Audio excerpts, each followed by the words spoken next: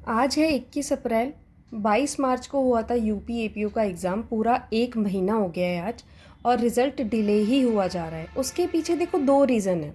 सबसे पहले तो ये कि आपकी ओएमआर से कॉपियाँ चेक हो गई, लेकिन अब स्टूडेंट्स ने ऑब्जेक्शन दिया था क्वेश्चंस पे। अगर वो क्वेश्चन आयोग समझता है कि डिलीट होंगे तो उसके नंबर सभी स्टूडेंट्स को मिलेंगे और ये काम उनको मैनुअल करना पड़ता है। पहला रीज़न तो ये हो गया रिजल्ट डिले होने का कि डिलीटेड क्वेश्चंस के नंबर मिलेंगे। सेकंड, इस बार जितने स्टूडेंट अपेयर हुए थे एग्ज़ाम में उनके जो नंबर थे वो ज़्यादा थे। तो ये दो रीज़न्स की वजह से रिज़ल्ट डिले हो सकता है। वैसे तो हाईएस्ट चांस ये है कि आज शाम तक हमारा रिज़ल्ट आ जाएगा, और इफ़ सम रीज़न आज रिज़ल्ट नहीं आता है तो वो पूरा एक हफ़्ता भी लेट हो सकता है। क्योंकि अब यूपीपीसीएस का ट्रेंड हो गया है कि वो संडे को भी रिज़ल्ट रिलीज़ करता है।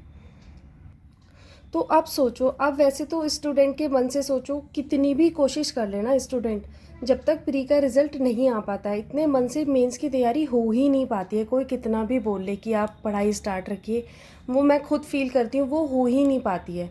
और सबसे ज़्यादा चिंतित तो वो स्टूडेंट रहते हैं जो एकदम बॉर्डर पे रहते हैं, जिनको अपने चांसेस ये लगता है होगा या नहीं होगा। एक तो जो एकदम कम वाले उनको भी चिंता नहीं होती है, वो एकदम रिलीफ में होते हैं। जो बहुत अच्छे नंबर ले रहे होते हैं वो भी थोड़ा मेंस में लगे हुए होते हैं, लेकिन जो ये बीच वाले स्टूडेंट्स होते हैं इनको थोड़ी प्रॉब्लम होती है मेंस प्रिपेयर करने में जब तक रिज़ल्ट नहीं आ जाता। और रिज़ल्ट जितना लेट होगा उसका बहुत बैड इम्पैक्ट ये हो रहा है कि जितना एक तो लेट होगा आप मेंस के उतने पास आते जाएंगे, लेकिन आपके पास समय कम बचेगा मेंस की प्रिपरेशन के लिए। प्लस सेकंड रीज़न ये होगा या बैड इम्पैक्ट ये होगा कि जितना रिज़ल्ट लेट हो रहा है उतना ही हम प्री से दूर हो गए। जितना हमने प्री के लिए पढ़ा हुआ था, ये बीएनएस, बीएसए, बीएनएसएस, ये जो हमने प्री के लिए पढ़ा था ये हमारे माइंड से रफ होता जा रहा है एकदम।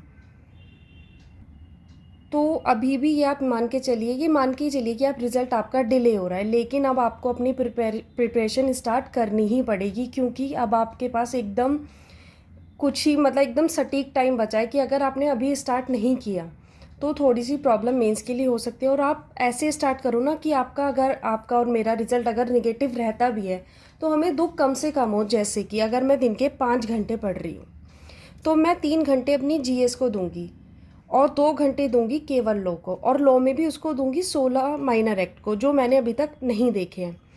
इस वाले लॉ से तो मैं थोड़ा सा फैमिलियर हूँ क्योंकि मैंने ये प्री के लिए पढ़ा है। ये 16 एक्ट मैंने अभी तक नहीं देखे हैं, तो मैं यहाँ से स्टार्ट करूँगी और केवल 2 घंटे दूंगी जब तक रिजल्ट नहीं आता है, और 3 घंटे दूंगी मैं अपनी जीएस को। अगर मेरा रिजल्ट निगेटिव रहता है तो मुझे दुख कम होगा कि मैं 3 घंटे अपनी जीएस को दे रही थी। मेरा प्रिपरेशन पीसीएस के लिए भी साथ साथ चल रहा था, मैंने बहुत सारा समय अपना लॉ पे खर्च नहीं किया। क्योंकि ये चीज़ मेरे साथ हर बार हो रही है। मैं पीसीएस जेके मेंस तक जाती हूँ और फिर मेरा उसके चक्कर में पीसीएस का प्री भी नहीं होता है, जबकि मेरा जीएस एकदम स्ट्रॉन्ग रहता है, पर मेरा प्री नहीं होता है क्योंकि मैं इतना समय नहीं दे पाती हूँ रिवीजन के लिए। तो इस बार मैं ऐसे नहीं करूँगी, मैं इस रिज़ल्ट का वेट ज़्यादा नहीं कर रही हूँ और आप लोगों को भी नहीं करना चाहिए। आपको ऐसे स्टार्ट कर देना चाहिए, 3 घंटे आप जीएस पढ़ो। इससे क्या होगा, आपका जीएस का पेपर भी स्टार्ट हो जाएगा। 50 नंबर का तो आएगा ही, और ये कहने को 50 नंबर है, सब कुछ ही पूछते हैं वो। 2 घंटे आप लॉ को दो, 16 माइनर एक्ट से शुरू कर दो। और अगर आप लॉ के स्टूडेंट हो, केवल लॉ में ही अपना करियर परस्यू कर रहे हो, तो मैं आपको एक सजेशन दूंगी अपने एक्सपीरियंस से कि आप को एक प्लान भी ज़रूर रखना चाहिए। क्योंकि देखो, अब लॉ में तो हमें जीएस पढ़नी ही पड़ती है, तो आप जीएस को थोड़ा सा और समय देके आपका एक करियर और सेट हो जाएगा कि आपके पास एक और एग्ज़ाम रहेगा देने के लिए, वो है पीसीएस। लॉ का पैटर्न देखो आप, 2018 में आई थी पीसीएस जे की वैकेंसी यूपी की, फिर 2022 में आई, और अभी 2026 का कुछ नहीं पता है कब आएगी। 3 ईयर प्रैक्टिस रूल आ दिया, अब इनके नए नए नियम आ जाते हैं, 4 4 साल में तो वैकेंसी आती है, प्लस नए नए रूल आ जाते हैं। तो आप लॉ के भरोसे तो बिल्कुल मत बैठिए, आपको एक प्लान भी ज़रूर तैयार करना चाहिए, वो है जीएस। जीएस आपका लॉ में भी काम आएगा, एकदम ऑफ बीट जाके आपको उसकी तैयारी नहीं करनी पड़ेगी। तो आप अपने 5 घंटे ऐसे डिवाइड कर लो कि हमें दिन के 5 घंटे पढ़ने हैं, 3 घंटे जीएस को देंगे, 2 घंटे माइनर एक्ट को देंगे। और आप एकदम बिगिनर हो और आपने जीएस अच्छा नहीं पढ़ा हुआ है और आपका प्री में भी जीएस अच्छा नहीं गया था, और एकदम बिगिनर हो, आपको जीएस स्टार्ट करनी है अभी, तो आप ये वाली बुक खरीदिए, लूसेंट। इससे स्टार्ट करिए। कोई हाई फाई एकदम स्टैटिक बुक मत उठा के बैठ जाना, एकदम मन हट जाएगा वरना जीएस से। आपको जब आप देखो, ये इतनी बुक है, ये ऊपर से ऐसी दिखती है, मेरी बुक ख़राब हो गई, ये इतनी बुक है और ये सारा जीएस कवर करती है। जब आप इस बुक को एक बार पढ़ लोगे ना 1-2 महीने में, तो आपको एक कॉन्फिडेंस फील होगा कि हाँ मैंने पूरा जीएस पढ़ा है ना। ये सारा जीएस एक बेसिक फॉर्म में, आप एनसीईआरटी मान लो इसको, आप लूसेंट को एनसीईआरटी मान लो सभी सब्जेक्ट की, कि आपको एक सारे जीएस का बेसिक पता है। और अब मैं नई किताबों से थोड़ी एक एक बुक बढ़ा के मैं अपना जीएस प्रिपेयर कर सकता हूँ। आप पीसीएस के लिए भी प्रिपेयर हो जाएंगे। और जीएस के भी वो सब्जेक्ट से स्टार्ट करना जो आपके इसमें आएगा, एपीओ के मेंस में। हिस्ट्री आएगा, साइंस एंड टेक आएगा, ज्योग्राफी आएगा, है ना, ये आपका सिलेबस है।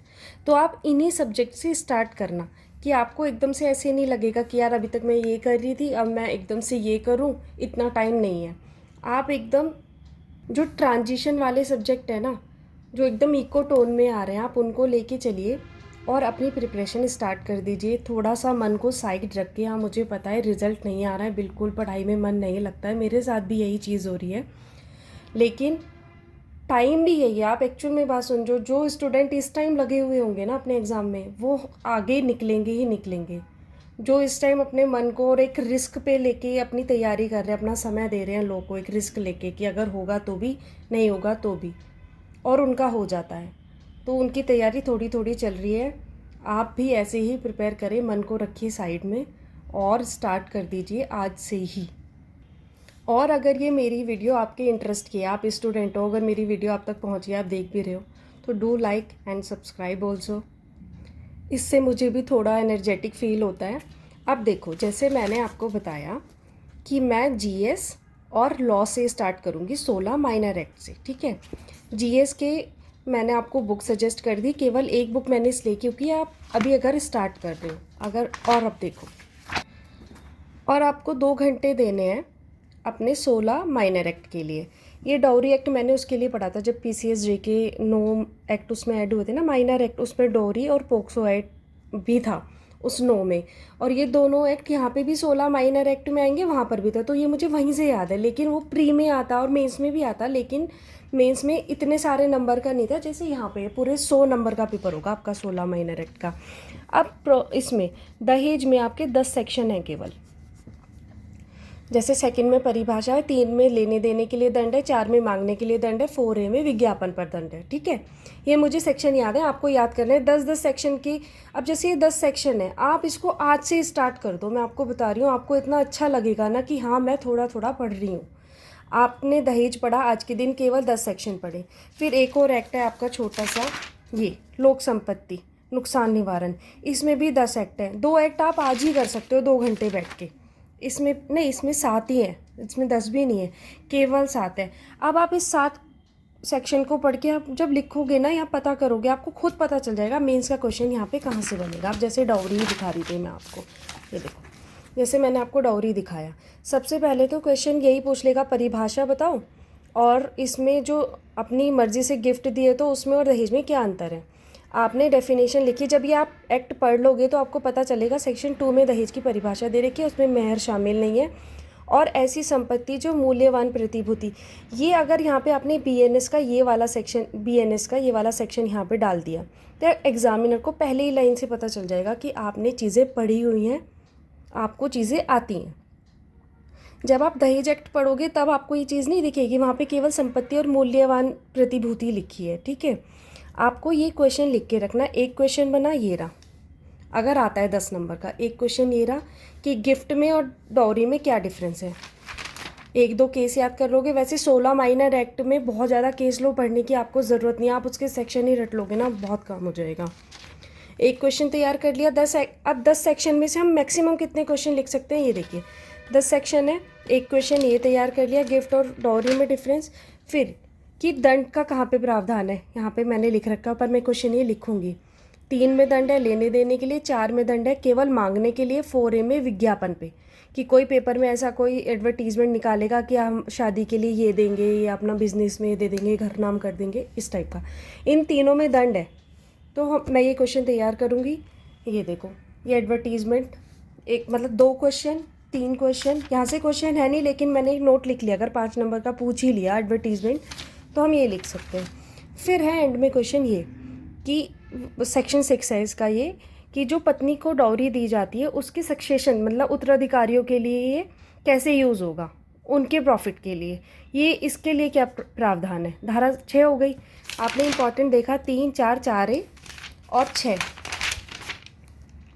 ये 7 है संज्ञान, केवल जुडिशियल मजिस्ट्रेट फर्स्ट क्लास और MM महानगर मजिस्ट्रेट, ये लेंगे। 8 है सबूत का भार, और 9 और 10 में रूल बना रही है स्टेट गवर्नमेंट, तो वहाँ से क्वेश्चन नहीं बनेगा। आपको पढ़ते पढ़ते पता चल जाएगा कि मेंस का क्वेश्चन कहाँ से आएगा। और ये माइनर एक्ट अगर प्री में आएंगे, जैसे आपके 9 माइनर एक्ट आएंगे UPPCSJ में, तो प्री का क्वेश्चन कहाँ से बनेगा, मेंस का क्वेश्चन कहाँ से बनेगा, ये आपको पढ़ते हुए पता चल जाएगा। अब 10 सेक्शन से मैंने 4 क्वेश्चन तैयार करके रख लिए। ये मेरा डॉरी एक्ट ख़त्म हो गया। इससे ज़्यादा मैं नहीं करूँगी, इससे ज़्यादा कहीं से भी आएगा वो क्वेश्चन ना मुझसे बनेगा ना किसी और से बनेगा, वो सबके लिए ही नया होगा। ठीक है, आज है 21 अप्रैल। एक दिन में आप ये 2 छोटे एक्ट कर लो, डॉरी वाला और एक लोक संपत्ति वाले मैंने वाला बताया। कुछ एक्ट बड़े बड़े हैं तो वो एक दिन में एक होगा, तो इस हिसाब से पूरे 9 दिन अभी अप्रैल में है, 9 एक्ट आपके पूरे हो सकते हैं। और एक दिन में आप 2 कर रहे हो, 9 और 2 11 एक्ट हो गए आपके, और है ही टोटल 16। फिर जैसे ही रिजल्ट आ जाएगा फिर आपकी स्पीड भी बढ़ेगी, आपका पढ़ने में मन भी लगेगा, वो बाकी सब हो जाएगा उस टाइम पे। तो अपनी प्रिपरेशन आप स्टार्ट कर दो। रिज़ल्ट अगर आप मेरा और आपका पॉजिटिव रहता है तो हम मेंस की प्रिपरेशन साथ में कर सकते हैं। Good luck.